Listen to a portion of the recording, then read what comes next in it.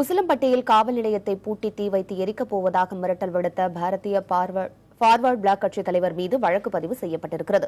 உசிலம்பட்டியில் அகில இந்திய forward black கட்சி சார்பில் போட்டியிடும் தற்போதைய எம்எல்ஏ கதிரவனுக்கு ஆதரவாக காவல்துறையினர் செயல்படுவதாக கூறி பாரதிய ஃபார்வர்ட் பிளாக் கட்சியின் தலைவர் முருகன்ஜி உசிலம்பட்டி காவல் நிலைய முன் ரகளையில் ஈடுபட்டார்.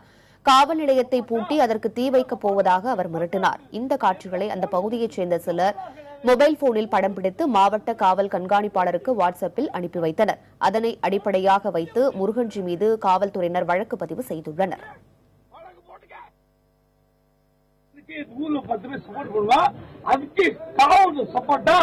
உலக வரலாற்றில் தமிழ்நாட்டில் எந்த போலீஸ் ஸ்டேஷன் பூட்டின வரலாறு கிடையாது. போலீஸ் இருக்கோம் போலீஸ் தீய வச்சு அடிச்சு போடுறானே எப்படி வழக்கு போட்டுக்க